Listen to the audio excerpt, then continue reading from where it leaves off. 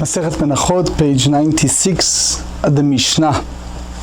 חביתי כהן גדול. The chavitin, obviously chavitin, that's מנחת chavitin of כהן גדול. That's the 12 חלות, the 12 loaves of the מנחת chavitin, which the כהן גדול brought as an offering every day, half in the morning, half in the evening. לישתן ועריכתן ואפייתן בפנים. So they needed, shape and bake within the domain of the temple courtyard. The mincha offering was prepared within the temple courtyard because all agreed, as we learned yesterday, that half isaron measure, which was used for measuring this offering, was consecrated. Even some of the Tanaim in the previous Mishnah, they maintained that the general isaron measure was not consecrated, for which reason they allowed the lechem apanim to be needed outside of the courtyard. So it's because the isaron must be used by everyone bringing a mincha, and there is a concern that someone may then take the flour out of the courtyard, and the half isaron, however, is used exclusively by the Kohen Gadol, who can rely upon to act properly. Anyway, so they said, לישתן ועריכתן ואפייתן בפנים, ודוחות את השבת, so they override the Shabbat. The chavitin of Shabbat are baked on Shabbat. תכונן והרכדן אינן דוחות את שבת, או תחיננתן, והרכדתן אינו דוחה את השבת. It's different גרסאות.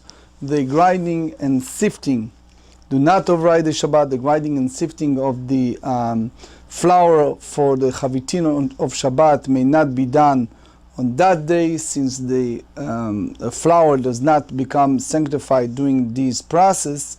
They can be done before Shabbat within adversely affecting the validity of the offering. So consequently, these melachot do not override the Shabbat. Klal Amar Rabbi Akiva. Rabbi Akiva give us a very clear principle or rule. כל מלאכה שאפשר לעשות מערב שבת, any type of work that you can do the eve prior to Shabbat, אינה דוחה את השבת, does not override the sacred Shabbat, ושאי אפשר לעשות מערב שבת דוחה את השבת. However, when it's no way you can do it prior to Shabbat, that override Shabbat, since the Torah explicitly requires the offering of sacrifices on the Shabbat. It's clear that the obligation to bring this offering when necessary overrides the prohibition of doing melacha on Shabbat. However, this exception to the melacha prohibition is explicit only for those activities which must be performed on Shabbat, not for those which can be done just as well before Shabbat.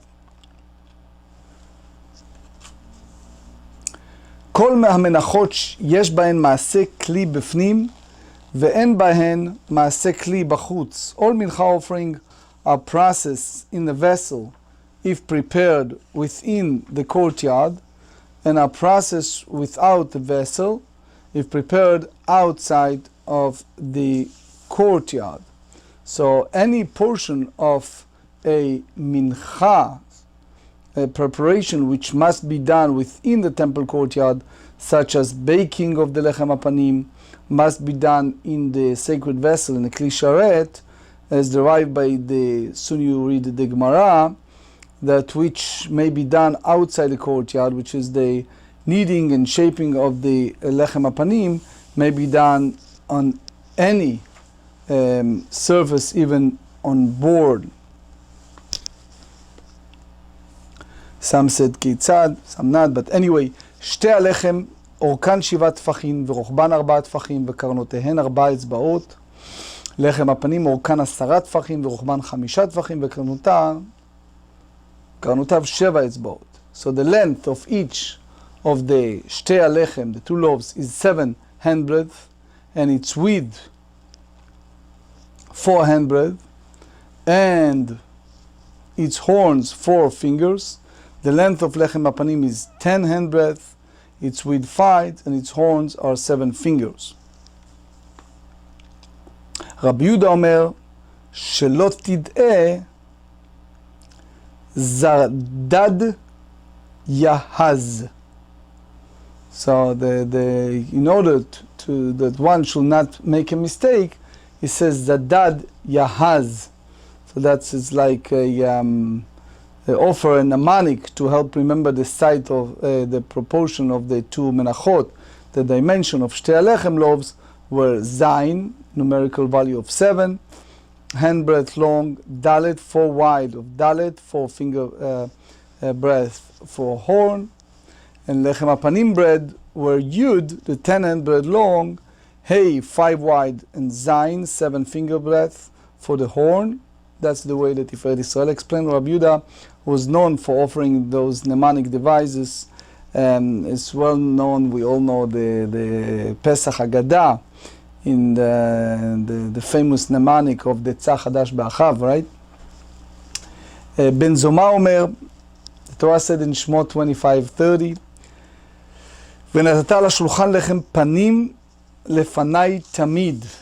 The Pasuk said, and you shall place upon the table lechem hapanim before me always. So lechem panim sheyehu lo panim, that shall have faces. השולחן אורכו 10 ורוחבו 5, לחם הפנים אורכו 10 ורוחבו 5, נותן אורכו כנגד רוחבו של שולחן וחופל טפחיים ומחצה מכאן וטפחיים ומחצה מכאן. נמצא אורכו ממלא רוחבו של שולחן דברי רבי יהודה. So Rabbi Yehuda said that the shulchan is 10 handbreadth long and 5 wide. The lechem hapanim is 10 handbreadth long and 5 wide. One will place its length along the width of the shulchan and fold it 2.5 handbreadth on each side. So that's its length fills the entire width of the shulchan. So this is the word of Rabbi Yehuda. Rabbi Meir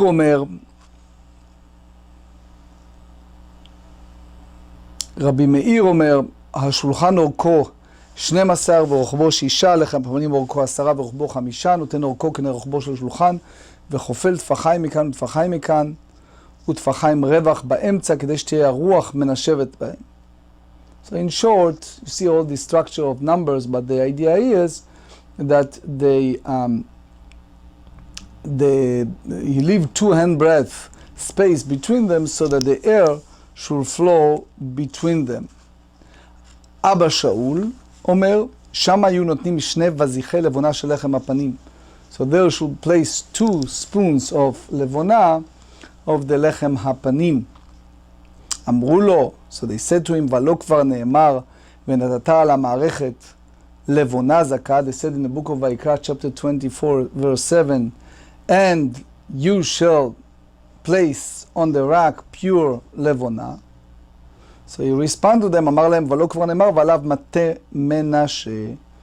It said, it's already said in the book of Numbers, chapter 2, verse 20, and upon him the tribe of Menashe.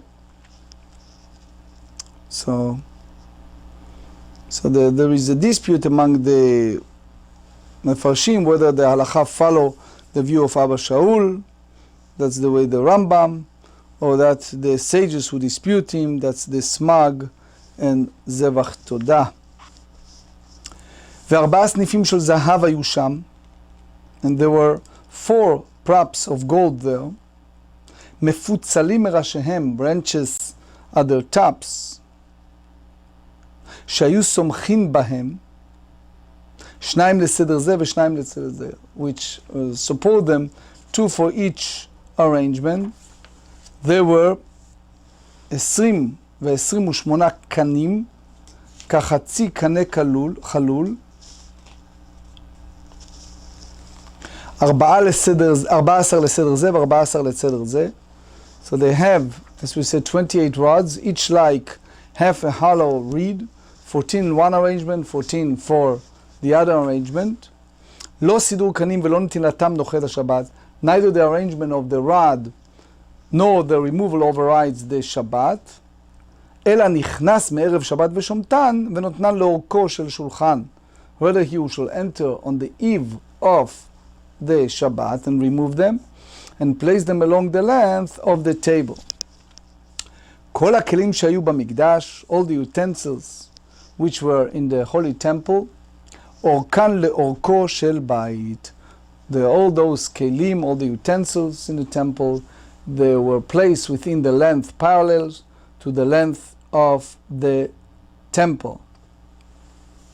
So all the accessory of the temple, which is the shulchan, the menorah, etc., were placed east to west, so that the length ran parallel to the length of the temple itself.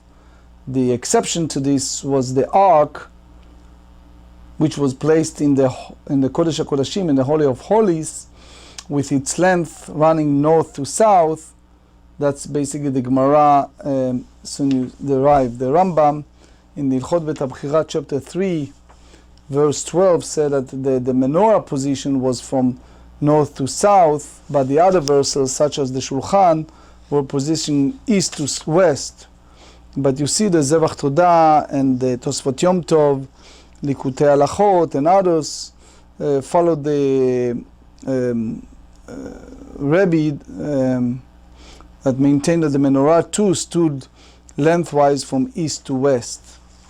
Anyway, let's go to our Gemara. Now the Gemara zoom in the part of the Mishnah that said כל המנחות יש בהם מעשה כלי בפנים ואין בהם מעשה כלי בחוץ. All mincha offerings are processed in a vessel if prepared within the courtyard, and are processed within a vessel if prepared outside the courtyard. Meaning any portion of a minchas preparation which must be done within the temple courtyard, such as the baking of the lechem hapanim, must be done in a kli sharet, is derived by, soon you see in the Gemara, that which may be done outside the courtyard, which is kneading and shaping of the lechem hapanim, may be done on any surface, even a board. Now,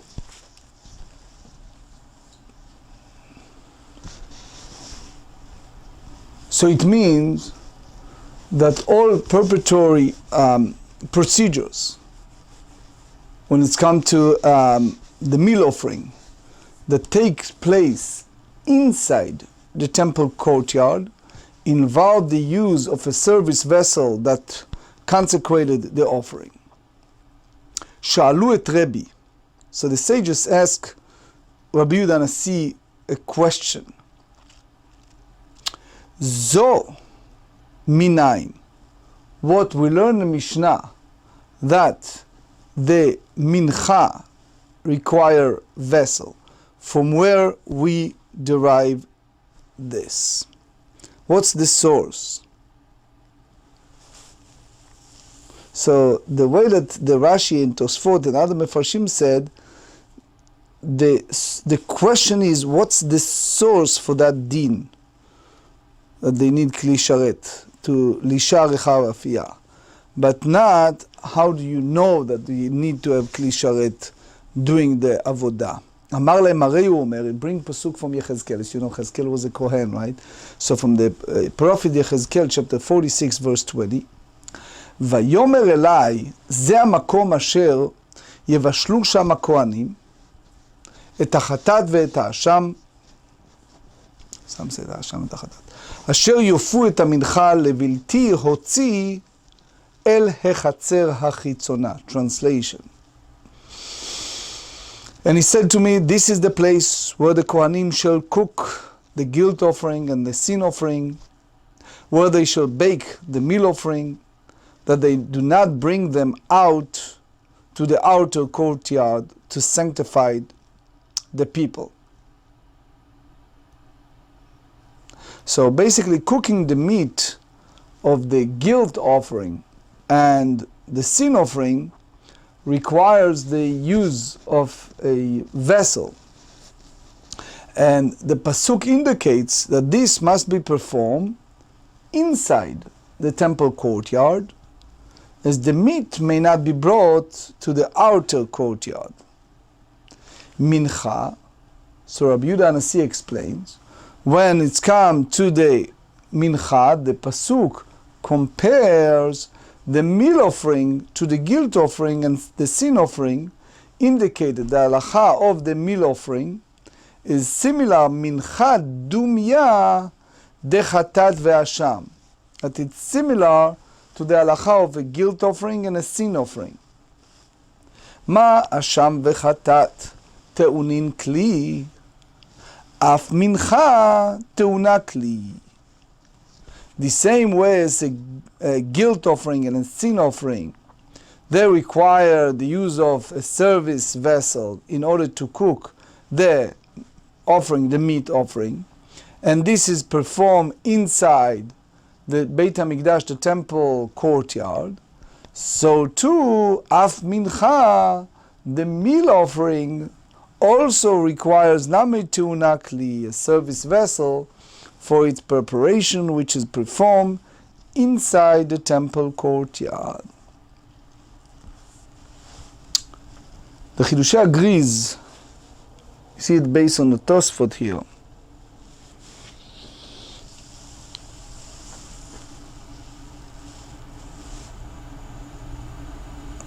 I have a big malach why you need to use kli sharet.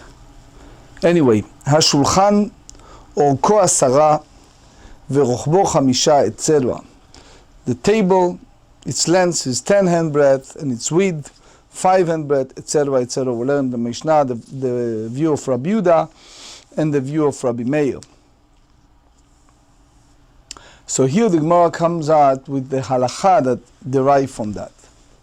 Amar Rabbi Yochanan, לדברי האומר, the one who said that the heights, טפחיים ומחצה כופל, which is Rabbi Yehuda, who says that one folds up 2.5 handbreadth from each side of the loaves, נמצא שולחן מקדש 15 טפחים למעלה. So it emerges that the table consecrated 15 handbreadth above it, as there were 6 loaves on each side of the table, which were each 2.5 handbreadth high. לדברי האומר טפחיים כופל, and according to the statement said that one says that one folds up 2 handbreadth from each side of the loaves, נמצא שולחן מקדש 12 טפחים למעלה. It emerges that the table consecrated 12 handbreadth above it. So the Gemara asks, wait a second, והאיקה קנים, but you have the roads between the loaves. So the total heights of the arrangement should therefore be more than 15 handbreadth according to Rabbi Yehuda and more than 12 handbreadth according to Rabbi Meir. So the Gemara explained that when it's come to the rods, it did not add the heights of the arrangement, as the loaves were shaped with indentations so that the rods were embedded in them. Kanim shekuei meshakaleu. My tama, what is the reason that the rods are required? Mishum I apushei lechem. Sof sof kami apesh lechem. They became moldy, the bread. So it happens that the bread became moldy. So the Gemara answered that the Kohen will raise the rod slightly above the loaves, the magbale puta, so the rods were not completely embedded in the loaves, and there was a small gap between the loaves that enabled the air to circulate. Ve'ha'ika hahu puta. There's a slight gap between each of the 6 loaves. So they said, Kivan de lo avei tefach lo chashiv le. This is not an amount of single handbreadth. Rabbi Yochanan did not count them. Ve'aika bazichin, but we have also the balls of the levona that are placed above the arrangement. So you have an additional of total heights of item consecrated by the table. So the Gemara answers the ball of the levona begavei de lechem u yatvei ulebadei lechem lo avu kaime. Ve'aika kranot, where you have the horn-like protrusions of the showbread, which are 7 fingerprint heights. So this should be added to the total heights of the arrangement. So the Gemara answers, and they said,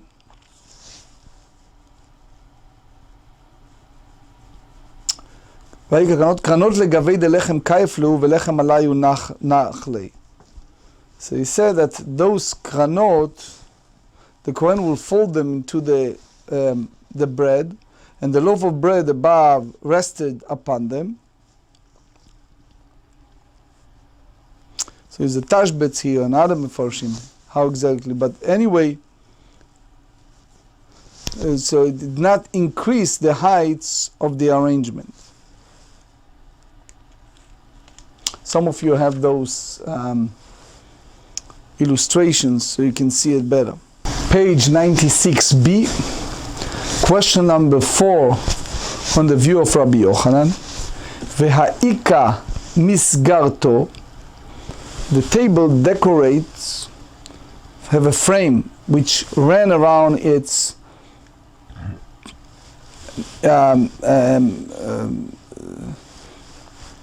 it appeared like the bread was the top of it. So it was 1 tefach, 1 handbreadth above the shulchan, above the table. So keman de amar misgarto lemata ya. Rabbi Yochanan talk according to the Tana that said that the table's frame was not above the table surface, but below it, and therefore did not add any height to the arrangement of the table. ולמאן דאמר מסגרתו למעלה הייתה, פרקודי הווה מפרקדה, ולחם בגבי דשולחן הווה יתב. So even according to one who said that table frame was above the table surface, it did not add to the heights of the arrangement. It's because the frame was tilted outward, and the bread was set within the area of the table surface. כדתניא, רבי יוסי אומר, לא היה שם סניפין, אלא מסגרתו של שולחן מעמדת את הלחם, אמרו לו מסגרתו למטה הייתה. So here Rabbi Yossi said, there were no panels there at all, as they were not required in order to support the loaves. Rather, the table's frame supported the bread, as the frame was above the table's surface. And the sages said to Rabbi Yossi, the table's frame was below the table's surface, and therefore the panels were required to support the loaves. Omer Rabbi Yochanan, לדברי האומר מסגרתו למטה הייתה טבלה המתהפכת טמאה. So according to the one who says that the table's frame was below the table surface, the surface was merely a flat board. So we have a principle in halacha that the wooden utensils, that only rounded utensil are susceptible to ritual impurity, but not flat utensils. So it is known that the showbread table was susceptible to impurity. So one may therefore infer that a flat board is susceptible to impurity, provided that it can be turned over and used in both sides, because the white surface of the board renders functionally similar to concave receptacle. Rabbi Yochanan continues, לדברי אומר מסגרתו למעלה הייתה טבלה מתהפכת מבאילך. So if you go by one who said that the table's frame was above the table surface, so it's a flat board that can be turned over from the case of the table, and you must still raise the dilemma as whether is it susceptible to ritual impurity. Michlal de shulchan par kabulei tum'au. From the view of Rabbi Yochanan, we understand that the table is susceptible to ritual impurity. כלי עץ אסור לנחת הוא, וכל כלי עץ אסור לנחת אין מקבל טומאה. That the wooden vessel designated to rest in a fixed place. So any wooden vessel that designated to rest in a fixed place is not susceptible to impurity. My tama. Dumya de sak ba'inan. It's similar to sak in order to be susceptible to ritual impurity. Masak mitaltel male vereikan. The same way a sack is carried both when it's full and when it's empty. The same way of kol mitaltel male vereikan. There is a pasuk in Vayikra chapter 11 verse 32. וכל אשר ייפול עליו מהם במותם יטמע מכל כלי עץ או שק. So we have hekesh between kli etz to sak. It is not susceptible to ritual impurity because of that. That's the way Rashi said. Tosfot, דיבור המתחיל כלי, have here מהלך, he said, מה שמסלקים אותו בסילוק מסעות אין זה טלטול כיוון דמקומו קבוע. Anyway, שולחן נמה מיטלטל מלא וריקן כדריש לקיש, דאמר ריש לקיש, מה דכתיב על השולחן הטהור? טהור, if you said pure, מכלל, דאיקרא טמא. It's a table that become impure, and therefore the Torah states that the table must be pure when the showbread is upon it. So the conclusion is difficult, because the principle that the wooden vessel designated to rest in a fixed place is not susceptible to impurity indicates that the table should not be susceptible to impurity. So they uplifted, displayed the showbread to a pilgrim standing in a temple courtyard. And they show the bread. And they said to them, see how beloved you are before the eyes of the omnipresent, which is how constantly perform a miracle with regard to the showbread. So for this reason the table is susceptible to ritual impurity. כדברי רבי יהושע בן לוי, דאמר רבי יהושע בן לוי, נס גדול נעשה בלחם הפנים. He said it was a huge miracle that happened or performed within the showbread. בשעת סילוקו סידורו, שנאמר לשום לחם חום ביום הילקחו. So he said that it's like the time of its arrangement on the table, because they said to place hot bread on the day when it was taken away. It was hot on the day of its removal, as it was the day that it was placed on a table, which obviously it's an act of miracle. Rashi expand on that. So the Gemara challenge what Reish Lakish said, v'teipuk lei mishum tzipui. Why it's necessary to derive that the table is susceptible to impurity due to the fact that it's not designated to rest in a fixed place. Miratnan, did we not learn Hashulchan ve'hadul beki? Dul beki is probably from Greek, meaning a tripod, the table made of the three legs in a style that was common in the city of Delphi. שנפחתו או שחיפן בשיש, that they were partially broken and one covered them with marble stone, which is not susceptible to impurity. ושיער בהם מקום הנחת כוסות, he left them a surface large enough for placing cup, so there was left unbroken or uncovered, which made they remain susceptible to impurity. טמאים.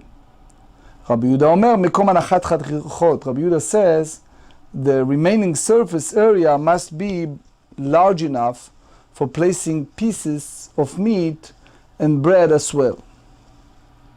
So the Gemara said, the Mishnah, that if one left part of the surface area of the table without covering it with marble, shiyerin, yes, it remains susceptible to impurity. However, la shiyer, if he did not leave part of the table without covering it with marble, la, it's not susceptible to impurity. So you see here that the status of a vessel is determined according to what? The material of his external covering, and not according to its main material. So because the showbread table was covered with gold, it should have the status of metal vessel, which is susceptible to ritual impurity, even if it's designated to rest in a fixed places.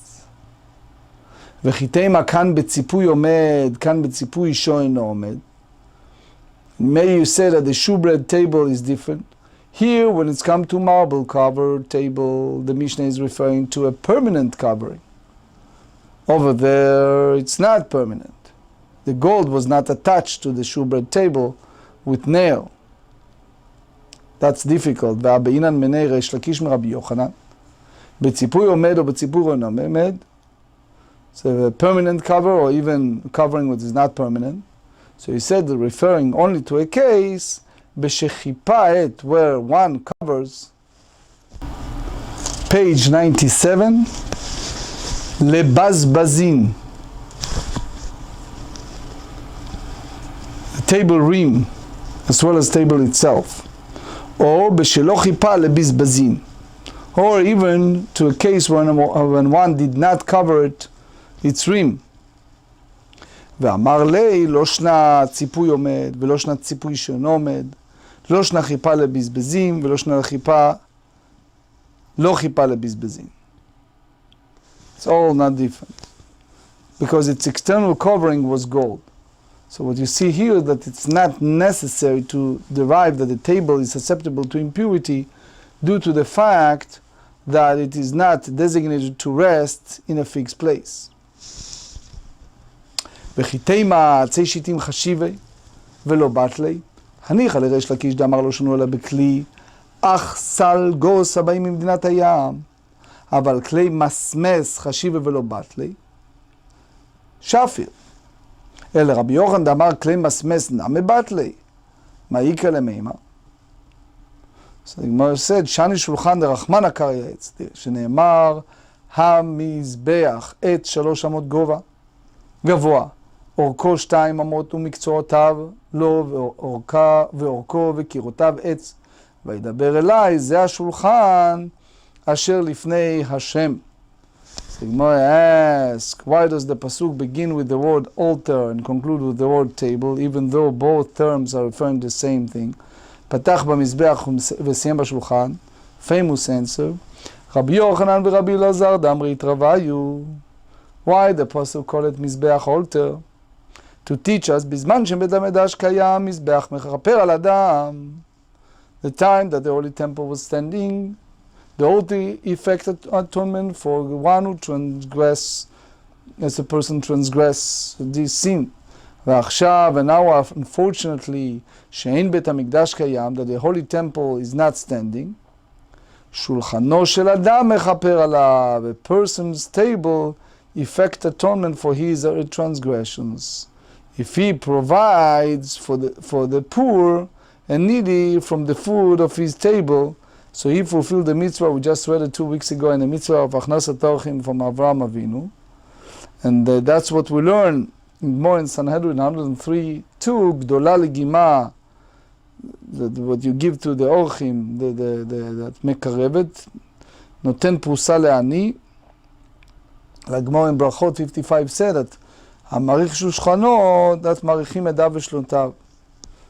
So what we learn in פרקי אבות, chapter 3, 3 שאכלו על שולחן אחד ולא אמרו עליו דברי תורה, כאילו אכלו משולחנו, אמרו עליו דברי תורה שולחנו למקום, otherwise זכרם מתים. So there is also Nefesh HaChaim in chapter 2 that goes al derech hasod. You see it also in Ben Yoyada and the Maharal, but so far we just explained by the Pshat, and you see more on that Gemara in Chagiga 27, Rabbeinu Gershom.